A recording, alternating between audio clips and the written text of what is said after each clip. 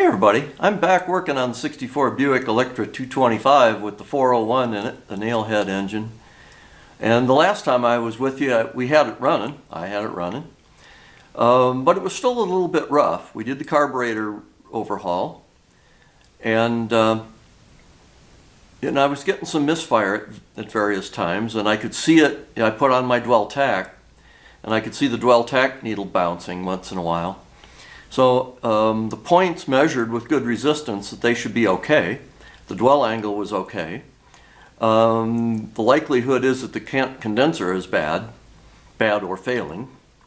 So I have a brand new Blue Streak condenser for this, and I'm going to drop that in, and then we're going to fire it up and see how she runs. This really shouldn't be too difficult, but you know, famous last words and all that. So we take these old distributors have spring-loaded, basically a quarter turn to get the cap off.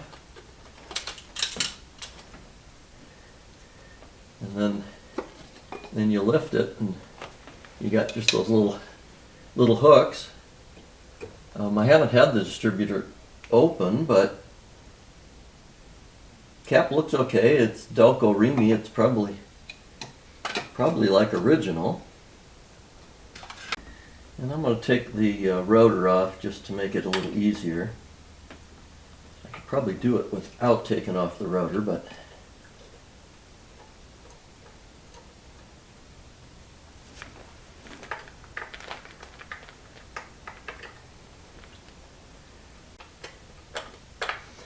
and I've jumped to the assumption that it's the condenser.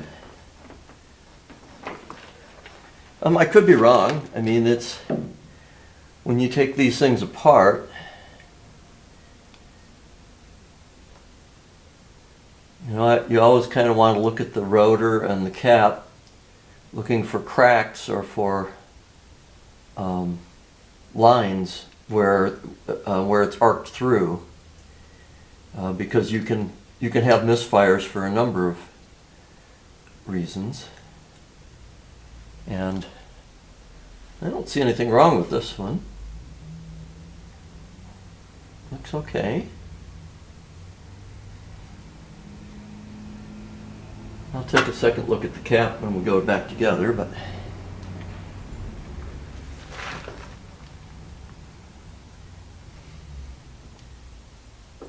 now that'll be going to be a little fun.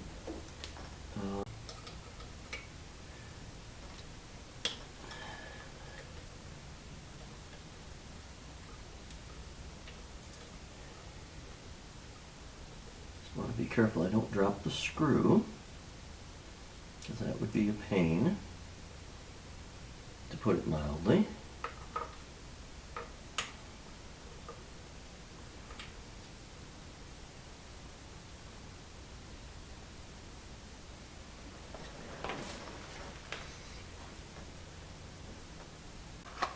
I guess while I'm at it, I'm going to go ahead and screw the new one in, and then I'm going to have to go across to the other side of the car and try to get the wiring in from over there.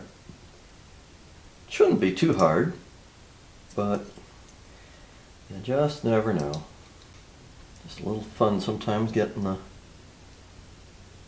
into the bracket.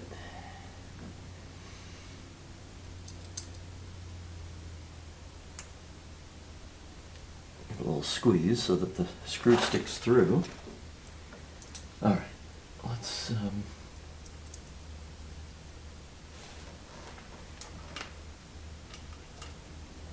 get that down there, finger start. Okay.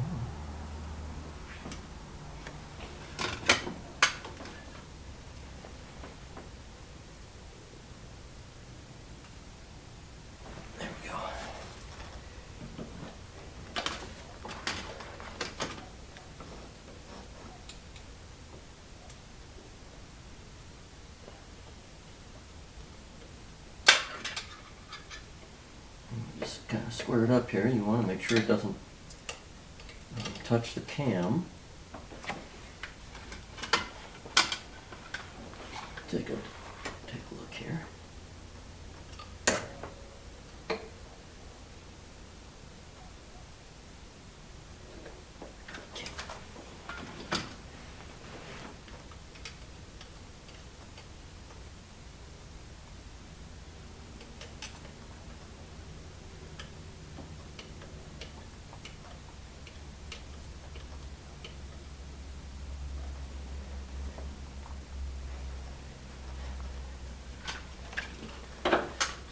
Yeah, got good daylight behind it. There's even a little cutout in the bracket to give it a little extra room.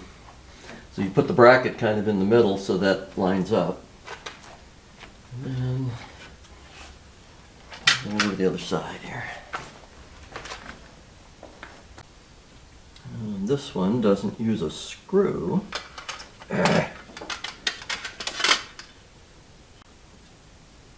basically a spring clip on this one. And over the years they kind of cheaped out on things.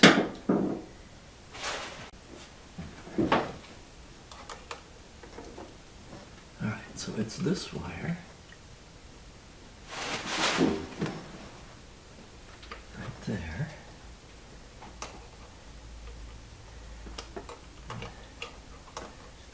Lift it out with the needle nose.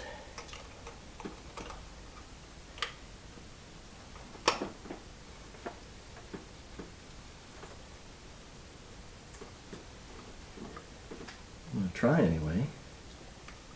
Come on.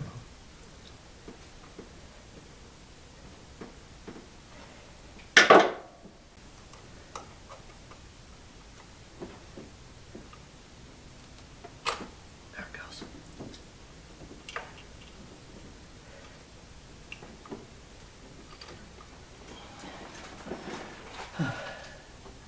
There's two wires that go in there, one for the coil and one for the condenser, and get some light on here so I can see what I'm doing. Sorry.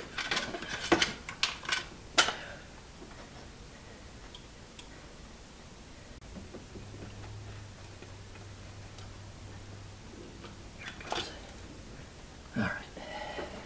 What a pain. I'd rather it just had screws, but people design things for cost reduction, and then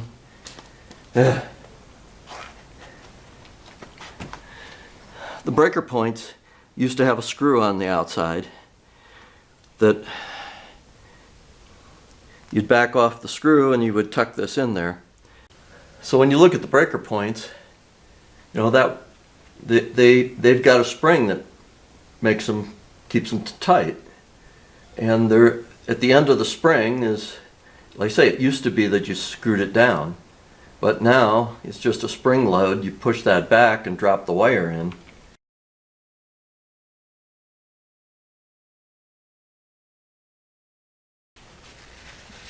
But it's tight quarters, it's a tight squeeze. Anyway, it's in there. Alright, so let's drop the rotor back on. And when you do these, the rotors have a round peg and a square one, and you know the goal is to put the round peg in the round hole and vice versa.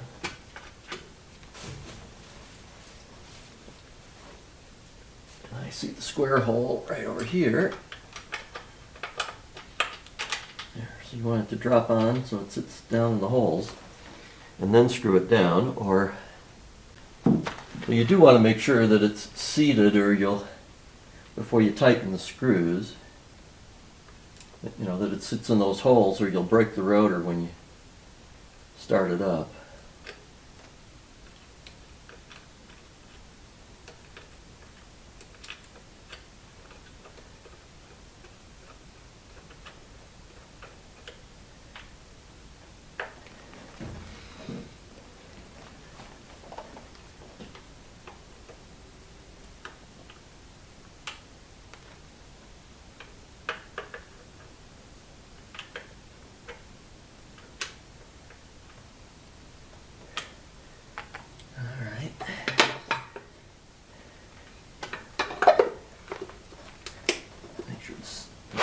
Cap is seated all the way.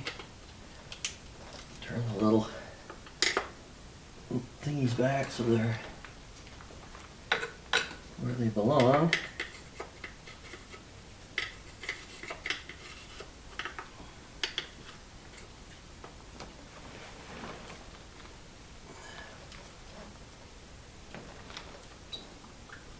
And they drop in a hole in a slot. So now, if this doesn't fix it, it could still be the ignition coil, or there's a capacitor on the ignition coil that is intended to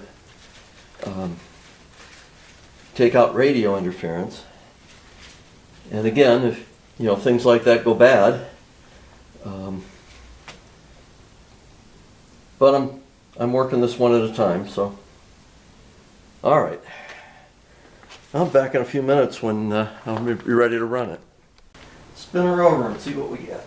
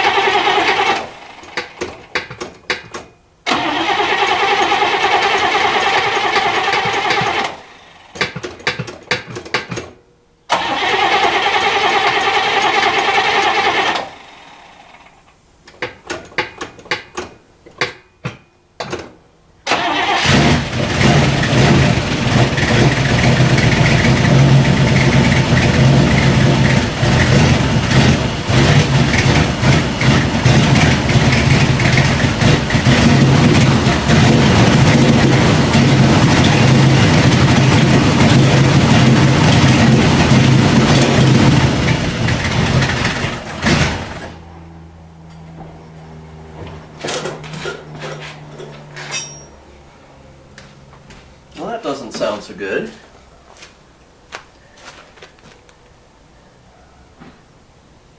Now I'll tell you what I'm going to do. I'm going to get my dwell meter disconnected. See if it's any better.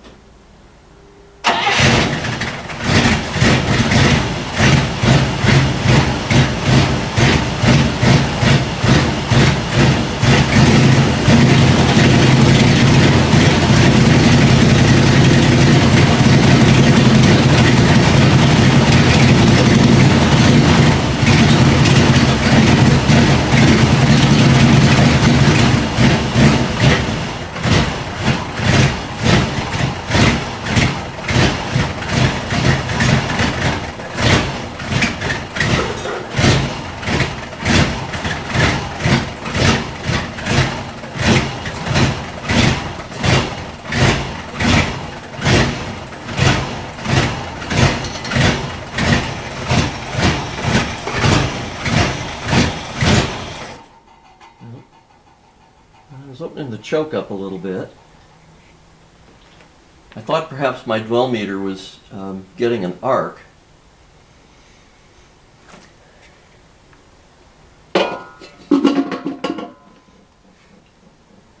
Well, changing the condenser wasn't enough. So, well, that's all I'll do for today. Well, so the condenser wasn't the problem. I've still got more work to do. It's kind of odd though, because it does start to act like it's an ignition problem, and I can give it a lot of throttle and it'll speed up, but then you hear it start backfiring, misfiring. It runs a little better at idle. Okay. Well, anyway, it didn't work, so thanks for watching, and that's all for now. I'll be back again and take another shot at it.